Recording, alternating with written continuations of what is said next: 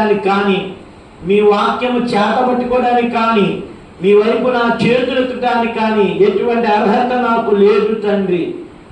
అయినను మీ కుమారుడైన యేసుక్రీస్తు ప్రభువారిలో నాలాంటి వాడిని రక్షించి మీ ప్రజలకు ప్రీతికరమైన సేవ చేయటానికి నన్ను కూడా మీరు పిలిచినందుకాయ వందనాలు. నాలో ఏ యోగ్యత లేదు, కేవలం ప్రియమైన ప్రభువా మీ కృప మీద నేను ఆధారపడుతున్నాను. మీ కనికరాన్ని నేను కోరుకుంటున్నాను. సంపూర్తిగా మరుగుపరుచుకో ప్రభువా. మీ నోటున్న మాట నోట ఉంచు ప్రభువా. మీ అరచేతులను కప్పు. పరిశుద్ధాత్మ దేవా, మా అందరితో మీరు మాట్లాడండి. తీసుకొచ్చిన వారిని బట్టి వందనాలు. ఇంకా మార్గ మధ్యలో మీ ప్రజలు ఉన్నారు, వారిని కూడా మా మధ్యకు క్షేమంగా తీసుకురమ్మని యేసుక్రీస్తు యొక్క రక్తం కిందకు తెచ్చుకుంటూ యేసుక్రీస్తు ప్రభు వారి నామమును బట్టి ప్రార్థిస్తున్నాము తండ్రి.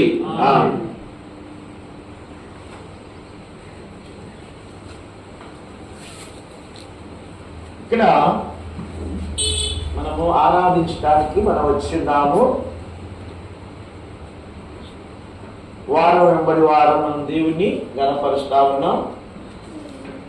ఇక్కడ అపోస్తలుడైనటువంటి పేతురు గురించి మనం చూస్తే, పేతురు ఎంతో దుడుకు స్వభావం కలిగినటువంటి వాడు. పేతురు యేసుక్రీస్తు ప్రభువారిని యేసు ప్రభువారి గురించి చెప్పినట్టుగా ఎవరు కూడా చెప్పలేదు. యేసు ప్రభువారి గురించి మంచి చెప్పాడు, చెడు చెప్పాడు.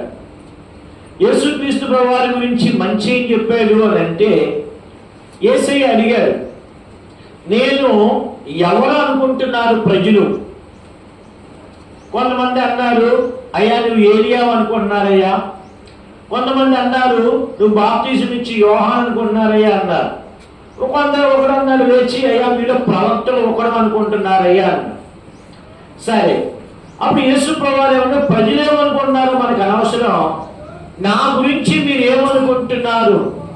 ఎందుకని, నా శిష్యులారా మీరు నా దగ్గర ఉన్నారు, నాతో కలిసి తిరుగుతున్నారు, నాతో కలిసి పరిచయం చేస్తున్నారు, నేను ఎవరు అనుకుంటున్నారు మీరు? అందరూ ఏమనుకుంటున్నారు? యేసుక్రీస్తు ప్రభువారిని నజరేతు వారే యేసుక్రీస్తు ప్రభువారు అనుకుంటున్నారు. కొందరు గలిలయుడు అనుకుంటున్నారు, కొందరు వడ్లవాని కుమారుడు అనుకుంటున్నారు, కొందరు దయ్యం పట్టిన వాళ్ళు అనుకుంటున్నారు, కొందరు అనుకుంటున్నారు బెల్జెబూలు వల్ల దయ్యాలు పోగొడుతుంది అనుకుంటున్నారు. కాబట్టి మిశ్రితంగా జవాబు వస్తుంది. అయితే తనతో కూడినటువంటి శిష్యులు, తన శిష్యులు తన గురించి ఏమనుకుంటున్నారో తెలుసుకోవాలి.